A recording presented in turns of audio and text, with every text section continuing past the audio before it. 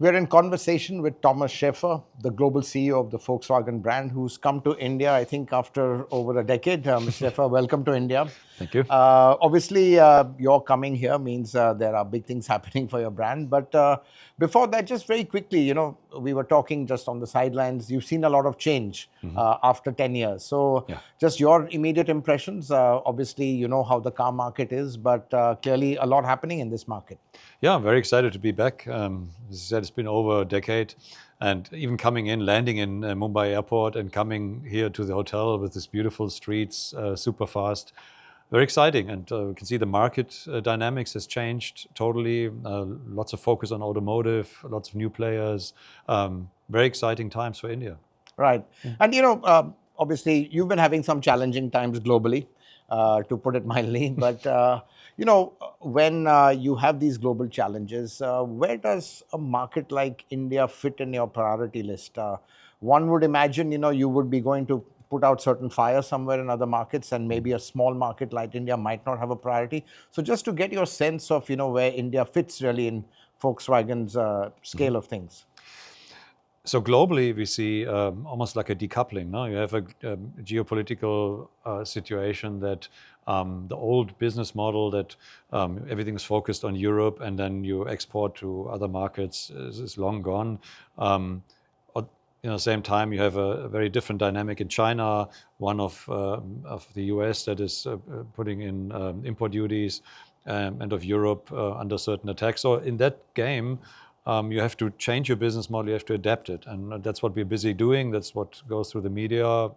Part of this, and that's very exciting for India, is that India will play a different role in it, not only because the market is exciting and growing and creating more opportunity for the future, but also the sort of knowledge base that you have here in India in terms of engineering, IT, R&D is enormous, and we will focus a lot on India going forward. Right, but as you know, India is a pretty tough market. I think about 6 players control almost 95% of the market, and there's a reason for that. There's a certain level of commitment, investment, powertrain options. Sure. So, to be honest, Volkswagen in India, we've not seen that level of commitment. And again, right now, India 2.0, just 2 models out of that, and then just some CBUs, maybe some CKD vehicles. What's the next step? Clearly, I think the compact SUV, from what I understand, is on the cards. But it's come much later than what your sister brand, when your sister brand brought it. So just want to get a sense of what is the next big step in the Indian market. So one very important step is to bring a compact SUV, the sub 4 meter. This is now decided. We'll bring it next year, which is, I think, absolute right decision for that market to be a significant player in the market. Same time, FTAs that's been announced, India or Europe, for example, is a huge opportunity to bring certain sort of niche models to widen your portfolio for the consumer, to offer some exciting models every now and then, which is great. But at the same time, we obviously have to look long term now, see what the market dynamics is over the next couple of months. We see an interesting development now into more electrification, some into flex fuel, diesel, and so on. We have it all globally as a global player, so we have the technologies and the platforms, and when it's right time to localize it, we will localize it. So you made a good point. You have all these technologies globally. You have a lot of products globally. Yes. But the challenge is bringing them to India at an affordable cost. And I think that's where really sometimes the challenge is, and that's why we've not seen the pace of product introduction like we've seen in other brands. Do you think cost is still your biggest challenge, and how do you hope to address that? Yeah, we had sort of 2 areas that we were working on intensively. The one area was what we call true Volkswagen. So we said we worked over the last 4 years very focused on the cars that we bring to the market now are through and through Volkswagen in terms of quality, brand fit. You say, look at the car and say, yep, that's a Volkswagen. Everything touch and feel is right, quality materials and so on. So that's been fixed, and I can guarantee you all the new cars that are coming from here on are sensational vehicles. Second one is the cost base. And yes, our cost base is traditionally high because very much focus on Europe and especially Germany.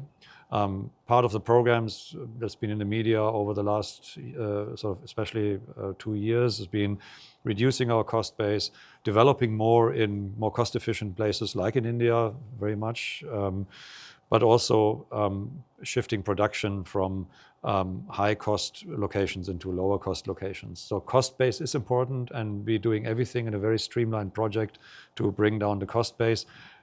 Part of it is India, but not everything, of course. No? We need to generally lower our cost base. Right. And, just looking at the sub 4 meter, obviously it addresses an important part of the market. But I don't know if India alone can give you the scale and volumes to, again, because loading a cost base is an effect of scale as well.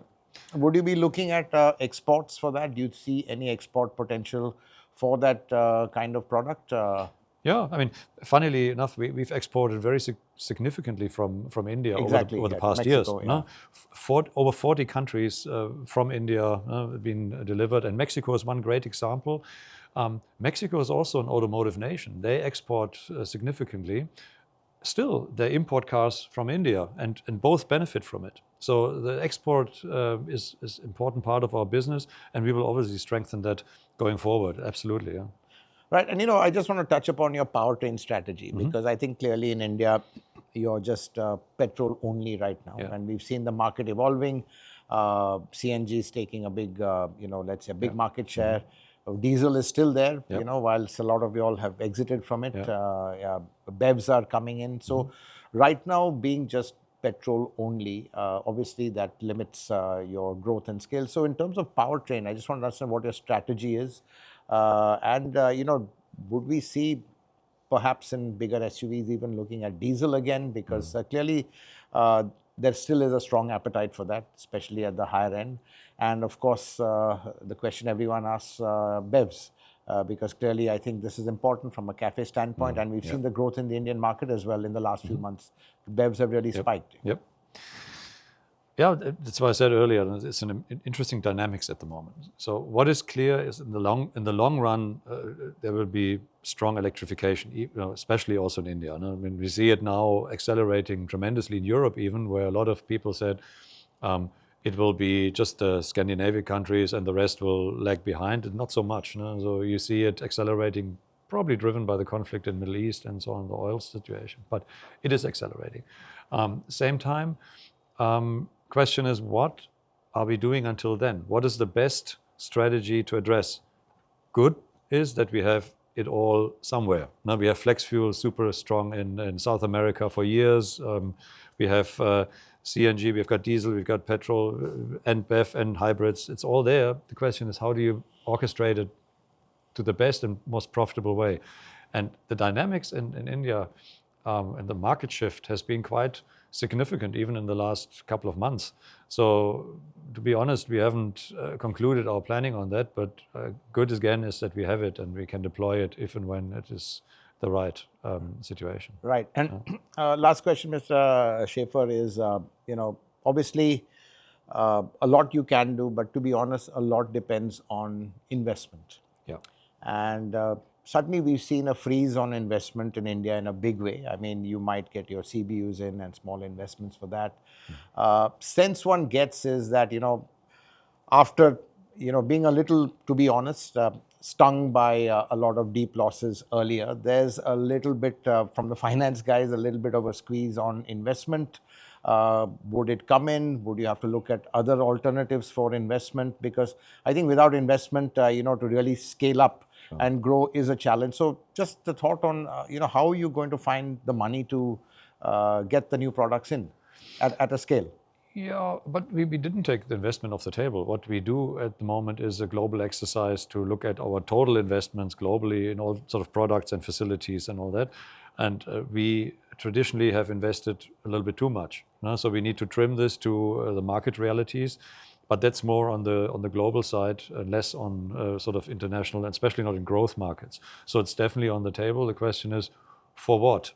No, and that's what I said earlier. What kind of drivetrain, what kind of models make sense in this new evolving environment that we are in? So it's nothing off the table for India. Definitely. But there's nothing confirmed yet. There's nothing concrete from, except for, the For compact so SUV. that is definitely confirmed. That's going forward. But beyond that, let's say facelift, or let's say new models on the newer platforms, bigger versions of the Taygun or the 2.0 products, the next generation of them, that is still being worked out. Yeah, all these sort of, the facelifts and upgrades, and that's of course part of the plan. But we are now, working on a longer term plan to make sure that new models also in terms of different drivetrains, what can we offer, what makes the most sense in India, and then we will make sure that this all happens. So at the moment, too early to say what is the exact model that's coming in when. And obviously, it would make sense to kind of have synergies with Skoda, because obviously it's worked quite well with all the 2.0 products. So I would imagine a lot would be hinging on what your sister brand also has planned, and overall at a group level it would be decided. Yeah, so for Brand Group Core that I look after, we gave the focus, sort of the day-to-day operations of India to Skoda as a focus, and that they're doing really well. The team has been on the ground. We always talk about Volkswagen and Skoda, obviously, and it's not only Skoda, and that works well globally now. We have split the responsibility. Not everybody does everything at the same time. We have regional responsibilities, but always looking after the brand group. And you can see the positive example of our European electric car family that we brought out. 4 cars for 3 brands, 80% same parts. Totally different vehicles in front of the consumer, very exciting cars. And that's our strength. The more we collaborate, the more we work together, it's better for the consumer at the end of the day. Right. Well, Mr. Schäfer, I hope we get to see a lot of these models coming in. We get to see the investment, and we get to see you scaling up in India. Thank you. Welcome to India, and thanks. Thank you very much. Thank you. Thank you.